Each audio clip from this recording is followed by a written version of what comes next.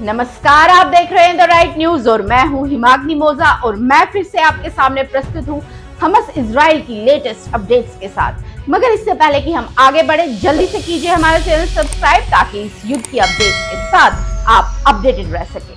Hamas Israel के चल रहे इस युद्ध को आज 40 से भी ज्यादा दिन हो गए हैं और ना तो हमास हार मानने को तैयार है और ना ही इजरायली सेना पीछे हटने को तैयार है। और अब हमास के समर्थन वाले हिजबुल्लाह भी लेबनान की धरती से लगातार आग उगल रहे हैं, मिसाइल्स दाग रहे हैं और इसीलिए अब उसका करारा जवाब देते हुए इजरायली सेना जो है वो हिजबुल्लाह के ठिकानों को लगातार ध्वस्त कर रही है और उसके साथ साथ उन्होंने अपना एक सबसे बड़ा ताकतवर हथियार उतारा है, वो है एरो मिसाइल डिफेंस सिस्टम। जी हाँ दर्शकों, ये जो एरो मिसाइल डिफेंस सिस्टम है इसका सफल परीक्षण 2022 में हुआ था और ये जो है ये कई तरह के अति आधुनिक मिसाइल्स और रॉकेट से लैस है।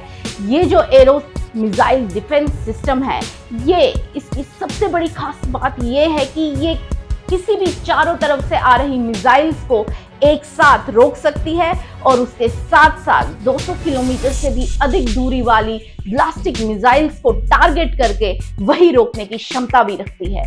ये जो डिफेंस सिस्टम है ये इजराइल का सबसे मजबूत डिफेंस सिस्टम है क्योंकि इससे दागी गई जो मिसाइल्स हैं वो डाइवर्ट मोटर के साथ किसी भी दिशा में बदल सकती है और उसके साथ साथ ये 2400 किलोमीटर तक मार कर सकती है। वहीं बात करें अब यमन के हूती विद्रोहियों की, तो यमन के हूती विद्रोही भी अब इस लड़ाई में उतर चुके हैं। ऐसा माना जा रहा है कि पहले हमास, उसके बाद हिजबुल्लाह और अब ये जो यमन के हूती विद्रोही है इन्होंने भी एंट्री मार ली है इस युद्ध में। वो ऐसे क्योंकि अब जो यमन के विद्रोही हैं, यमन के हूती विद्रोही जो हैं, उन्होंने एक जहाज को अगवा कर लिया है।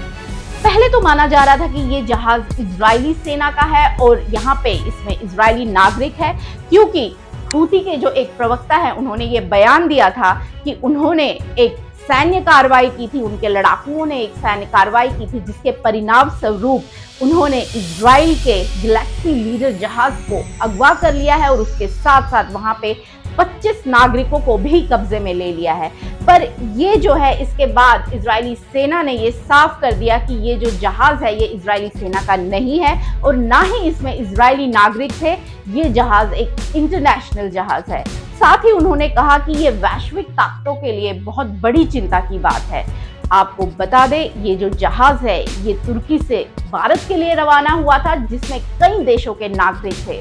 वहीं अगर बात करें यमन के हूती विद्रोहियों की, तो उन्होंने ये दावा किया है कि उन्होंने इजराइल की तरफ जो है कई बड़ी मिसाइल्स, ब्लास्टिक मिसाइल्स और ड्रोन जो है वो लॉन्च कर दिए हैं और वो आगे भी ऐसे हमलों की चेतावनी दे रहे थे। इसी अपडेट के साथ मुझे और मेरी वीडियो जर्नलिस्ट प्रिया पट को दीजिए इजाजत। बने रहे द राइट न्यूज के साथ ताकि इस युद्ध के अपडेट्स के साथ आप अपडेटेड रह सके। नमस्कार।